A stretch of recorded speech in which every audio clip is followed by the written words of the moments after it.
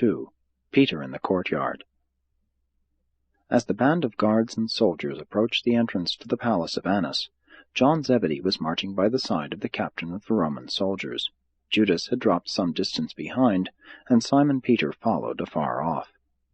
After John had entered the palace courtyard with Jesus and the guards, Judas came up to the gate, but, seeing Jesus and John, went on over to the home of Caiaphas, where he knew the real trial of the Master would later take place. Soon after Judas had left, Simon Peter arrived, and as he stood before the gate, John saw him just as they were about to take Jesus into the palace. The portress who kept the gate knew John, and when he spoke to her, requesting that she let Peter in, she gladly assented.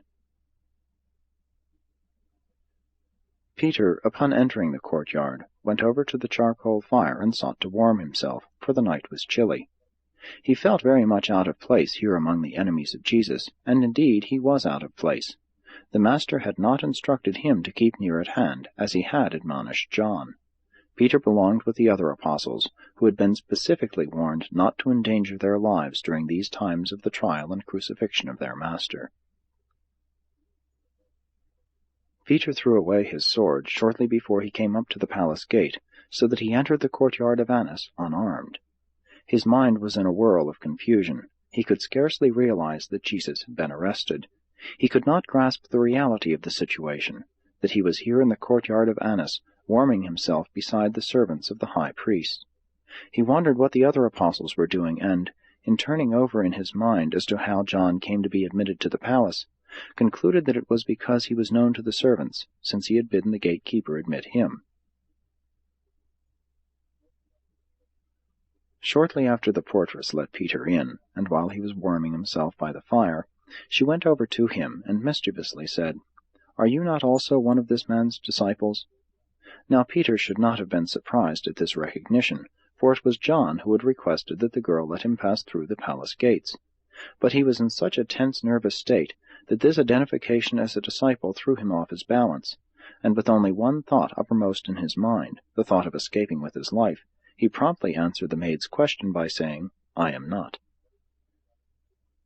Very soon another servant came up to Peter and asked, "Did I not see you in the garden when they arrested this fellow? Are you not also one of his followers?" Peter was now thoroughly alarmed. He saw no way of safely escaping from these accusers, so he vehemently denied all connection with Jesus, saying, "I know not this man, neither am I one of his followers." About this time the portress of the gate drew Peter to one side and said, "I am sure you are a disciple of this Jesus, not only because one of his followers bade me let you in the courtyard, but my sister here has seen you in the temple with this man. Why do you deny this?" When Peter heard the maid accuse him, he denied all knowledge of Jesus with much cursing and swearing, again saying, "I am not this man's follower. I do not even know him. I never heard of him before." Peter left the fireside for a time while he walked about the courtyard. He would have liked to have escaped, but he feared to attract attention to himself. Getting cold, he returned to the fireside, and one of the men standing near him said, "Surely you are one of this man's disciples. This Jesus is a Galilean, and your speech betrays you, for you also speak as a Galilean." And again Peter denied all connection with his Master. Peter was so perturbed that he sought to escape contact with his accusers by going away from the fire and remaining by himself on the porch. After more than an hour of this isolation, the gatekeeper and her sister chanced to meet him, and both of them again teasingly charged him with being a follower of Jesus. And again he denied the accusation. Just as he had once more denied all connection with Jesus, the cock crowed, and Peter remembered the words of warning spoken to him by his Master earlier that same night. As he stood there, heavy of heart and crushed with the sense of guilt, the palace doors opened, and the guards led Jesus past on the way to Caiaphas. As the Master passed Peter, he saw, by the light of the torches, the look of despair on the face of his former self-confident and superficially brave apostle, and he turned and looked upon Peter. Peter never forgot that look as long as he lived. It was such a glance of commingled pity and love as mortal man had never beheld in the face of the Master. After Jesus and the guards passed out of the palace gates, Peter followed them, but only for a short distance. He could not go farther. He sat down by the side of the road and wept bitterly. And when he had shed these tears of agony, he turned his steps back toward the camp, hoping to find his brother Andrew.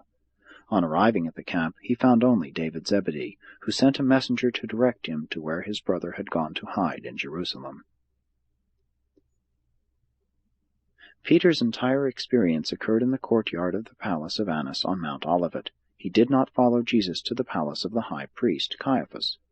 That Peter was brought to the realization that he had repeatedly denied his master by the crowing of a cock indicates that this all occurred outside of Jerusalem, since it was against the law to keep poultry within the city proper. Until the crowing of the cock brought Peter to his better senses, he had only thought, as he walked up and down the porch to keep warm, how cleverly he had eluded the accusations of the servants, and how he had frustrated their purpose to identify him with Jesus. For the time being, he had only considered that these servants had no moral or legal right thus to question him, and he really congratulated himself over the manner in which he thought he had avoided being identified, and possibly subjected to arrest and imprisonment. Not until the cock crowed did it occur to Peter that he had denied his master. Not until Jesus looked upon him did he realize that he had failed to live up to his privileges as an ambassador of the kingdom.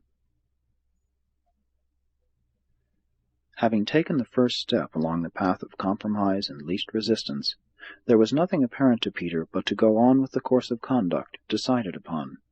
It requires a great and noble character, having started out wrong, to turn about and go right. All too often one's own mind tends to justify continuance in the path of error when once it is entered upon. Peter never fully believed that he could be forgiven until he met his Master after the resurrection and saw that he was received just as before the experiences of this tragic night of the denials.